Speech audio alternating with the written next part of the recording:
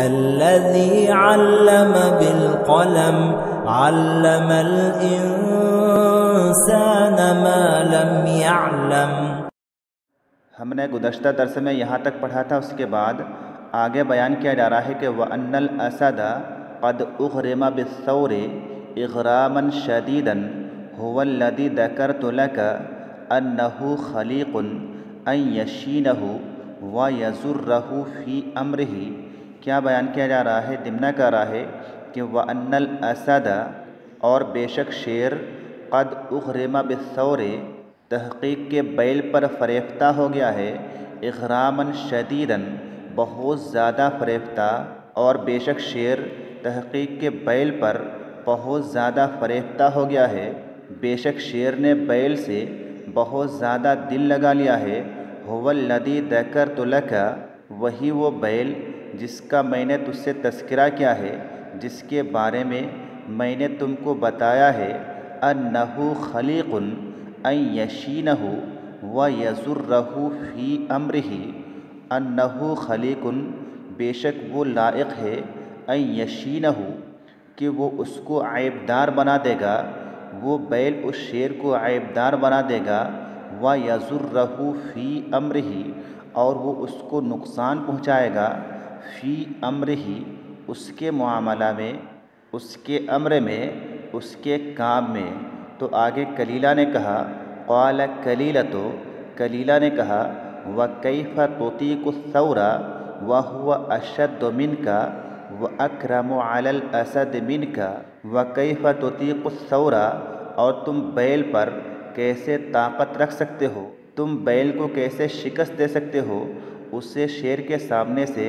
کیسے ہٹا سکتے ہو، وَهُوَ أَشَدُّ مِنْكَ جبکہ وہ تمہارے مقابلے میں زیادہ سخت ہے، زیادہ مضبوط اور طاقتور ہے، وَأَكْرَمُ عَلَى الْأَسَدِ مِنْكَ اور وہ تمہارے مقابلے میں شیر کے یہاں زیادہ مکرم اور زیادہ باعزت ہے، تمہارے مقابلے میں شیر بیل کی زیادہ عزت کرتا ہے، وَأَكْثَرُ أَعْوَانًا اور وہ بیل تمہارے مقابلے میں زیادہ مددگاروں والا ہے، اس کے پاس مددگاروں کی کثرت ہے، زیادتی ہے۔ تو اس کا جواب دیتے ہوئے دمنہ نے کہا قال دمنۃ، دمنہ نے کہا کہ لا تنظر الی صغری وضعفی، تم میرے چھوٹے پن کو، میرے چھوٹے ہونے کو، وضعفی اور میری کمزوری کو، میرے کمزور ہونے کو، لا تنظر مت دیکھو،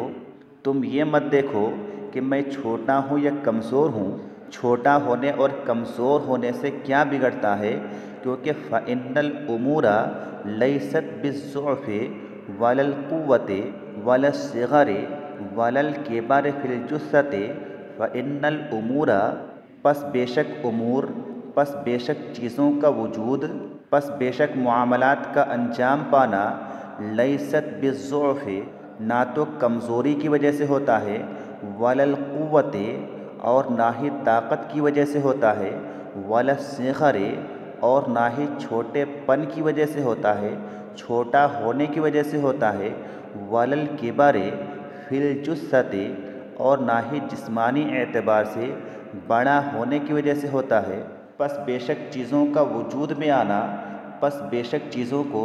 انجام دیا جانا نہ تو ان کے کمزور ہونے کی وجہ سے ہوتا ہے، نہ طاقتور ہونے کی وجہ سے ہوتا ہے،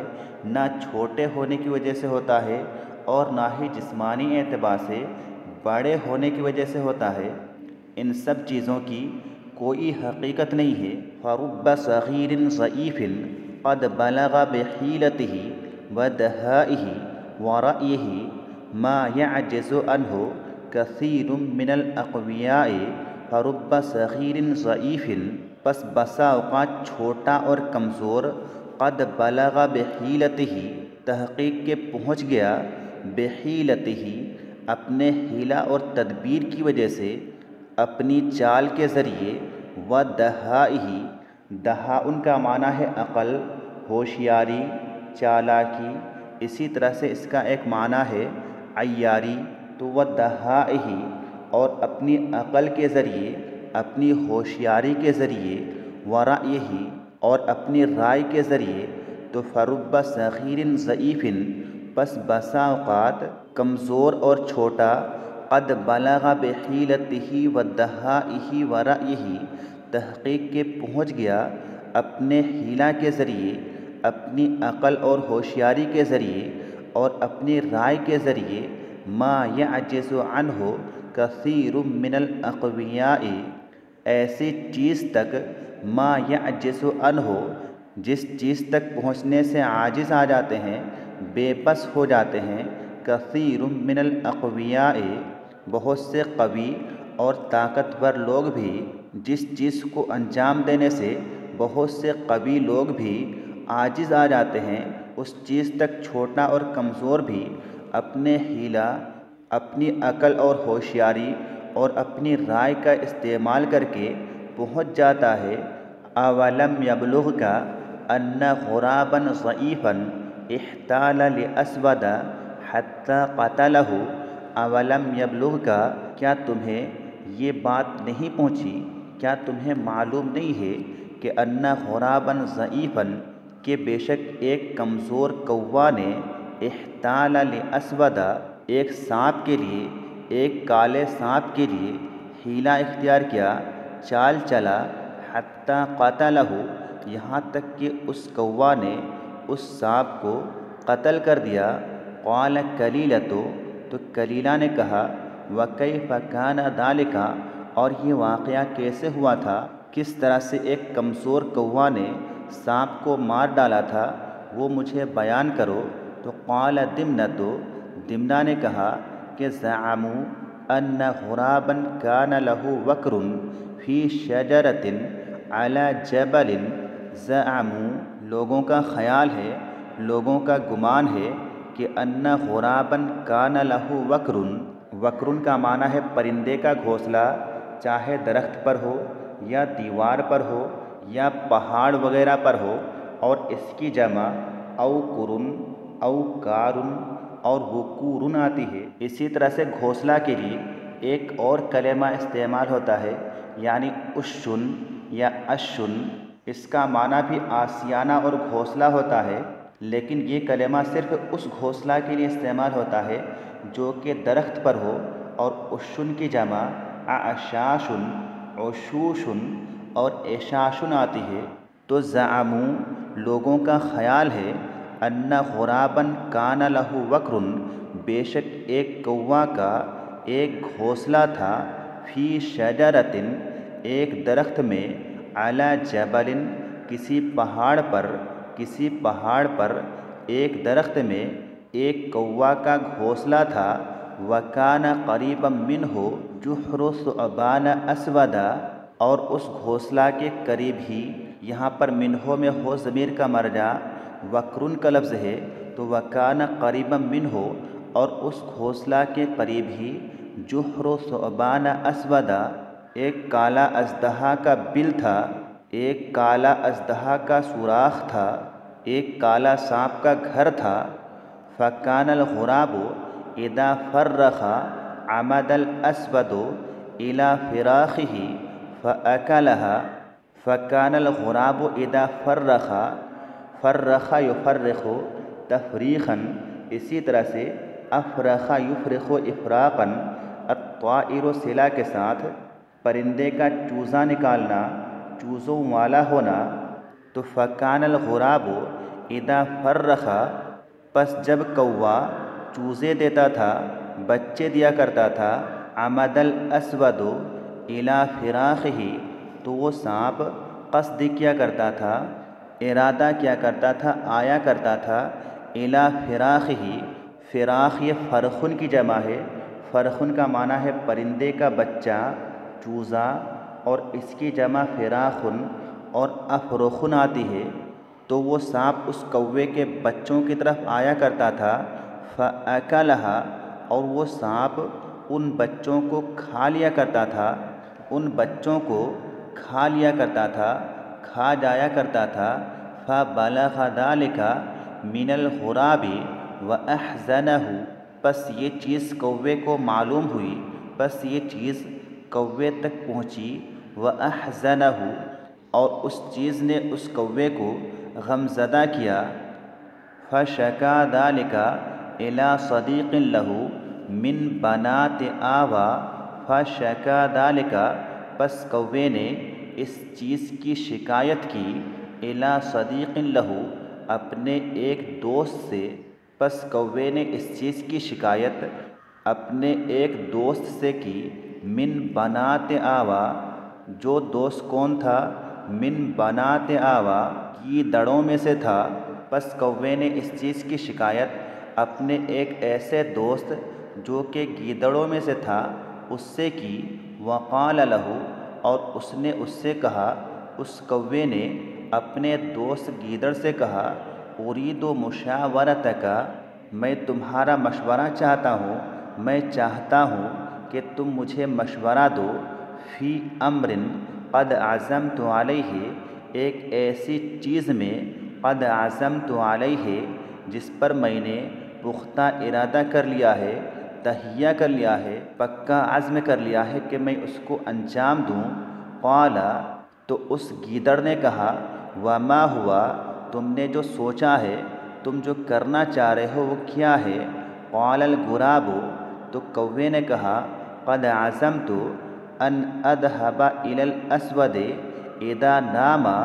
میں نے ارادہ کیا ہے کہ ان اذهب الى الاسود، کہ میں سانپ کے پاس جاؤں گا، اذا نام،